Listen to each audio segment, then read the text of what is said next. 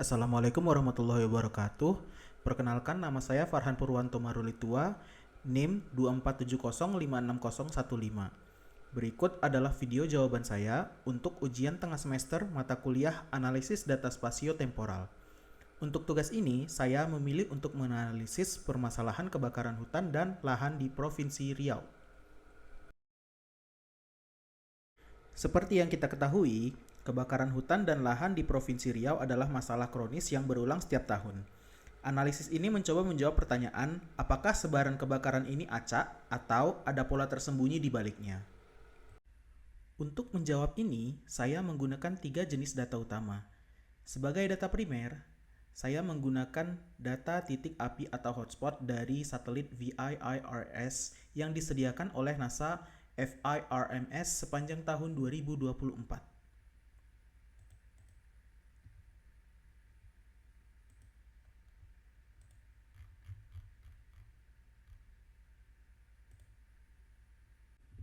Properti spasialnya adalah data titik, di mana setiap titik memiliki koordinat lintang dan bujur presisi. Properti temporalnya adalah setiap titik memiliki catatan dan waktu kejadian yang sangat detail hingga ke jam dan menit. Data sekunder yang saya pakai adalah jaringan jalan dari OpenStreetMap dan batas administrasi Provinsi Riau yang diekstrak dari batas Provinsi Negara Indonesia dari GADM. Seluruh data nantinya akan diproyeksikan ke sistem koordinat UTM WGS 84 Zone 47 North dengan nomor EPSG 32647 agar jarak dapat dihitung dalam satuan meter dengan presisi yang tinggi. Akar permasalahannya adalah bahwa kebakaran di Riau mayoritas dipicu oleh aktivitas manusia. Hal ini sejalan dengan temuan Kolanek et al. 2021 dan Cahyani et al. 2024 yang menunjukkan bahwa faktor aksesibilitas seperti kedekatan dengan jaringan jalan merupakan pemicu dominan dalam kejadian kebakaran di wilayah tropis. Namun, keterbatasan metode atau research gap saat ini adalah banyak model analisis risiko yang belum secara eksplisit mengintegrasikan faktor aksesibilitas manusia. Analisis ini bertujuan untuk menjembatani kesenjangan tersebut. Untuk menjembatani gap tersebut, saya mengusulkan sebuah alur analisis spasio-temporal sebagai berikut. 1. Analisis temporal untuk memahami kapan puncak kebakaran terjadi. 2. Analisis spasial menggunakan kernel density estimation atau KDA dengan radius 10 km untuk mengubah ribuan titik api menjadi sebuah peta panas atau heat map. 3. Klasifikasi zona, yang mana heat map tersebut saya klasifikasikan menjadi 3 kelas, yaitu cukup rawan, rawan, dan sangat rawan dengan menggunakan metode statistik natural breaks atau JENGS untuk menemukan pengelompokan data yang paling alami. Keempat, analisis faktor manusia, yaitu dengan menghitung jarak setiap titik api ke jalan terdekat sebagai proksi aksesibilitas yang kemudian diuji secara statistik. Seluruh proses dilakukan menggunakan QGIS untuk pemrosesan spasial dan visualisasi, serta Python untuk analisis statistik khususnya pada tahap perhitungan jarak dan uji Mann-Whitney U. Sekarang, mari kita lihat hasilnya.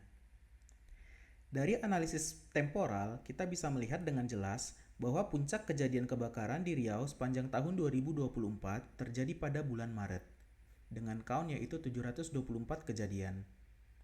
Selanjutnya, ini adalah hasil utama dari pemodelan spasial. Peta ini bukan lagi sekedar sebaran titik, melainkan sebuah peta zona rawan kebakaran yang sudah diklasifikasikan menggunakan metode natural breaks. Area berwarna merah adalah zona sangat rawan, yang mana kejadian api paling terkonsentrasi secara alami. Untuk membuktikan hipotesis bahwa konsentrasi ini berhubungan dengan akses manusia, saya membandingkan jarak hotspot ke jalan dengan jarak titik acak ke jalan. Seperti yang terlihat pada box plot ini, kotak jarak hotspot berada jauh lebih rendah, menunjukkan bahwa hotspot secara masif cenderung berada sangat dekat dengan jalan. Temuan visual ini didukung oleh bukti statistik yang sangat kuat. Hasil uji Mann-Whitney U menghasilkan nilai U statistik sebesar 3,233492 dengan p-value mendekati 0, yaitu 1,35 kali 10 pangkat minus 10. P-value yang sangat kecil ini secara definitif menolak hipotesis 0, yaitu tidak ada perbandingan signifikan antara jarak hotspot dan titik acak terhadap jalan. Dengan demikian, pola kedekatan hotspot dengan jalan ini sangat signifikan secara statistik dan bukan merupakan suatu kebetulan. Sebagai kesimpulan, analisis ini menunjukkan 3 hal utama. 1. Sebaran kebakaran hutan dan lahan di Riau tidak acak, melainkan membentuk klaster-klaster spasial yang jelas. 2. Pola klaster ini terbukti secara statistik sangat dekat dengan jaringan jalan, yang menguatkan hipotesis bahwa aksesibilitas manusia adalah faktor kunci. 3. Dengan demikian, analisis ini berhasil menjawab research gap dengan menggunakan jarak ke jalan sebagai proksi pengaruh manusia dan menghasilkan peta zona prioritas yang dapat digunakan untuk strategi mitigasi yang lebih terfokus. Pendekatan spasio-temporal seperti ini penting karena memungkinkan identifikasi lokasi dan waktu yang paling kritis secara bersamaan sehingga memberikan dasar ilmiah untuk prioritas pengawasan dan pencegahan kebakaran di lapangan.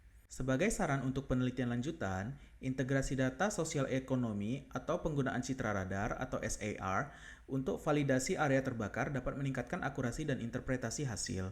Sekian presentasi dari saya. Assalamualaikum warahmatullahi wabarakatuh.